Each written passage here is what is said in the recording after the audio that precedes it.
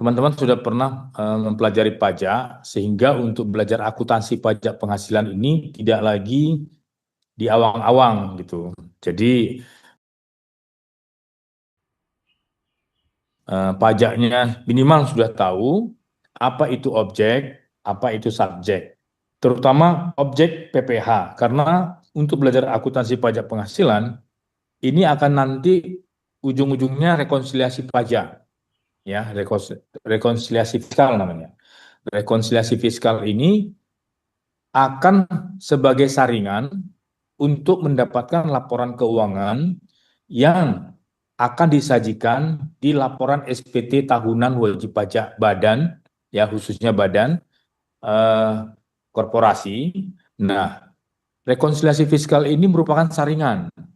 Jadi teman-teman, sebelum saya masuk ke teknisnya, kita harus lihat dulu bahwa di dunia ini ada dua untuk pelaporan penghasilan khususnya, yaitu penghasilan yang berdasarkan komersial.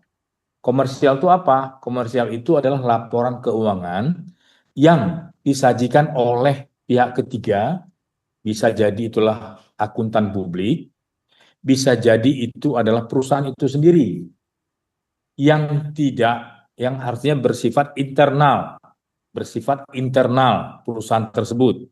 Jadi kalau perusahaan itu sudah diaudit, maka yang mengauditnya haruslah seorang auditor yang namanya kantor akuntan publik. Nah, itu yang disajikan oleh kantor akuntan publik tentunya adalah laba komersial, laporan keuangan komersial namanya.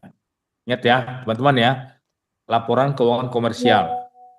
Namun, untuk pelaporan pajak perusahaan, yaitu badan, yang dilaporkan oleh korporasi atau perusahaan atau badan kepada pemerintah, khususnya kepada Direktorat Jenderal Pajak, itu harus berisikan laporan fiskal. Jadi pemerintah dalam hal ini Direktorat Jenderal Pajak harus menerima laporan keuangan itu yang sudah disajikan oleh badan atau perusahaan itu melalui suatu mekanisme namanya saringan, itu rekonsiliasi fiskal, ya, rekonsiliasi fiskal. Nah, ini dua sisi yang berbeda, yang sangat berbeda ya, komersial sama teks. Komersial dan teks itu selalu berbeda dari segi aturan, dari segi prinsip, maupun dari dibandingkan dengan fiskal. Contoh misalnya begini, kalau di pembukuan komersial, komersial itu semua biaya itu bisa dibiayakan, dilaporkan di dalam laporan keuangan komersial. Misalnya gini, ada pembayaran iuran ormas, itu misalnya, kemudian biaya entertain, biaya apa namanya operasional dari direksi, direktur gitu. Itu semuanya bisa dilaporkan di laporan komersialnya perusahaan. Namun untuk pelaporan pajak ke pemerintah, Direktorat Jenderal Pajak, ini semua harus dikurangkan, harus dikeluarin. Sehingga ada biaya yang tidak boleh dibiayakan menurut pajak. Karena konsekuensinya kalau biaya terlalu besar dilaporkan di pajak, itu artinya apa?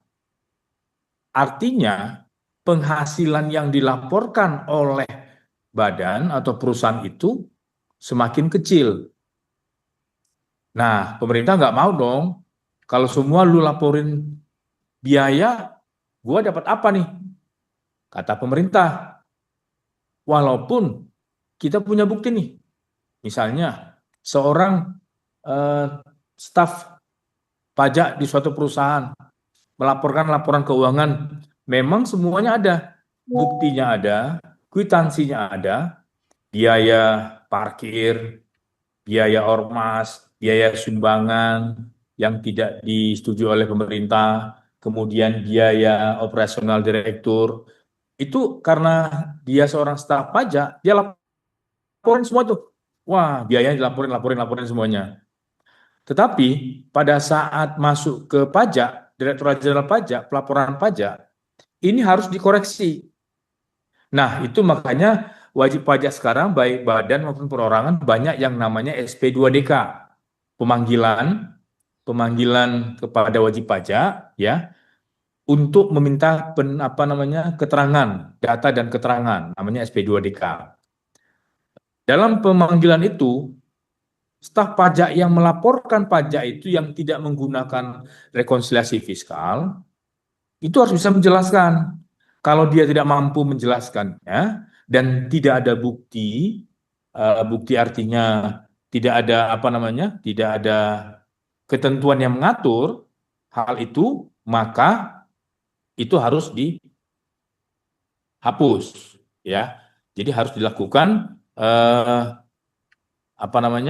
harus dilakukan rekonsiliasi fiskal, ya. Kemudian, teman-teman, eh, untuk pelaporan pajak itu membutuhkan namanya rekonsiliasi fiskal. Jadi di dalam dunia bisnis yang berhubungan dengan pemerintah maupun entitas swasta, itu ada laba fiskal dan ada laba komersial. Laba fiskal yang tadi sudah melalui koreksi fiskal. Namun laba komersial itu laba yang disajikan